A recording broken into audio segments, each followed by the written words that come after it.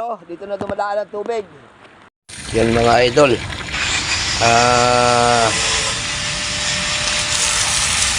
Yan ang mga magamit nating binha. Yan.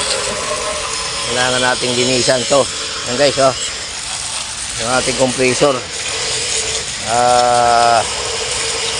Sobrang hindi ko alam kung aandar pa ito mga idol. Ano, mandar pa. Linisin ko lang muna. Ayan guys, yan yung isa sa nalubog nating makina mga idol. Yan, napandar na rin natin. Okay, andar na. Ayan.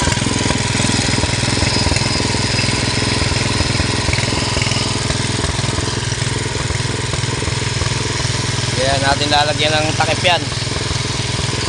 Tama na yung ganyan.